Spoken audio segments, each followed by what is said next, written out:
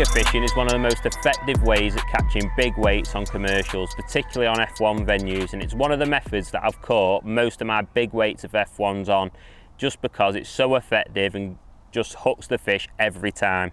Now, it's really important that we've added some little jiggers into our range, and we've got 3 sizes of jiggers here which will cover you for all your jigger fishing. Now, for people who don't know what jigger fishing is, it's basically a sliding float which slides between your shot and a little float stop on the line and just allows you to alter the depth where you're fishing. So depending on how you hold your pole, if you hold it nice and high so that your jigger's resting on your shot, you're fishing really shallow, and then you can just lower it down deeper and try and search for the fish. So such a deadly method.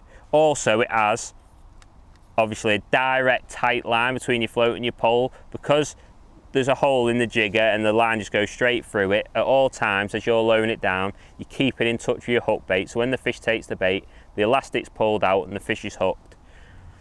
Our little jiggers are really good because they've got a nice roundish body which sits nice and stable in the water. You tend to find if you have too slim a body, then it doesn't tend to sit very well. If you have too round a body as well, it tends to not go under the water cleanly and you can miss an odd little bite. So it just seems to work perfectly, this sort of roundish body what we've got. It's also got a nice stem which is not too thin. It needs to allow the line to pass through it nicely without it sticking. If you have a little thin hole on it, as you're lowering it down, it can stick and you can't get the line to run through it, so thought carefully about that. And also we've chosen not to have any weight at the bottom of the float like some other jiggers, so what that allows it to do is to take enough shot without having to use a really big float. What I've found is if you use weight at the bottom of the float, you have to use a really big sort of big body on the float, and when you slap it in, it makes a real horrible noise and it just spooks fish, and I just don't think it works as well. So keeping everything nice and small by not adding any weight to the bottom has been really important. So the use for this float is basically for fishing shallow, so you can use it for any depths up to normally about 4 foot deep at max, and catching lots of F1s on venues where the fish are being crafty and you're missing a few bites on your conventional rigs. This normally transforms your catch rate. So baits wise, I normally use it with maggots, casters, maybe 4mm pellets. Fishing for F1s more so than carp, I tend to find it works better for F1s. Can catch a few carp on it as well, but it's not so much a carp float, it's more of an F1 bagging float. And then size wise, we've got 3 sizes in the range, just depending on conditions. So nice calm days, you can use a nice little 0.25, which is this little small one here. And we've also got 2 bigger sizes, 0.4 and 0.6. So that's the little jigger float from RW Floats.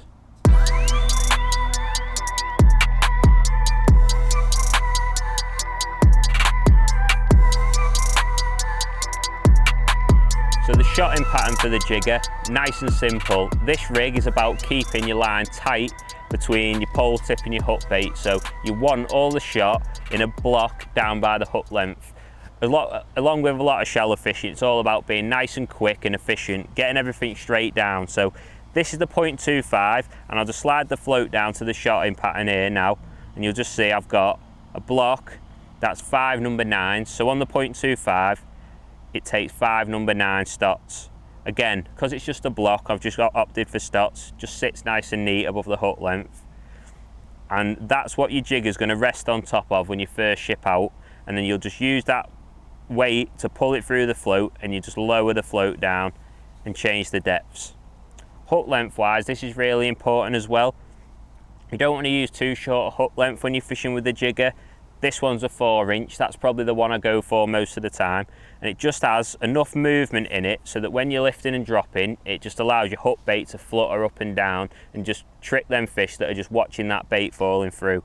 If you have too short a hook length, when you go to lift and drop it, there isn't enough movement there, so that's a good little tip when you're fishing with the jigger. Now, the 0.25 is perfect on them flat calm days or on smaller venues like Snake Lake type venues, but when you're going on to bigger venues or when there's a bit of wind on, it's important to step up your size of the jigger. So the next size up in the range is the 0.4. Now, I'd say this is my favourite jigger, and if I had to pick one size to do a bit of everything, I think this 0.4 is the best one. So I tend to use this a lot because most of the time when I'm fishing with a jigger, I'm fishing open water venues and maybe slightly deeper venues, so you tend to need this 0.4. Again, same shotting pattern, but this time this one takes 5 number 8s. So just got 5 number 8 stops again above a 4-inch hook length. So nice and simple shotting pattern again, a little bit more weight, just keeps that line a little bit tighter and a little bit straighter if there's any wind, and I just found this size works really, really well. And then the final one, if I ever get a really windy day where you're struggling to keep your line tight, your little overshotted rigs or your little conventional rigs are just blowing everywhere, you're getting bows in the line, this is where this big 0.6 jigger comes into play. Now you might see this jigger is actually in grey, but now all our floats have been changed over to black, which we find a little bit better. So just as we're changing over the floats, you might find your jiggers come in black, and that's what they all will be from now on. So just wanted to let you know. Now again, shotting pattern, this takes a right big bulker shot, this, which when it's real wild conditions, you do need that to keep everything straight. So that's 9 number 8s.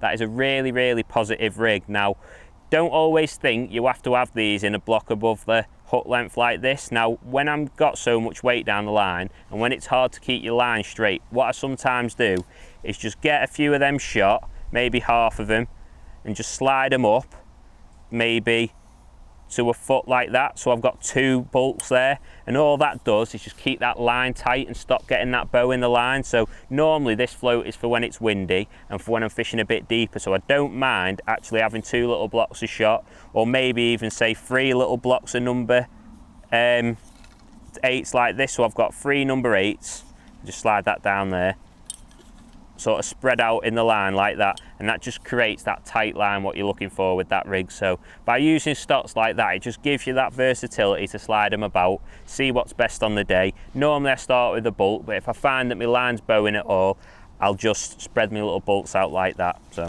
just slide that back down to the hook length, and you'll just see how effective that jigger can be. You'll see the little clips on the screen of where I'm lowering it down and the fish are pulling my elastic out. Brilliant little way of catching fish, and a float you've got to have in your armoury, the little jigger floats from RW.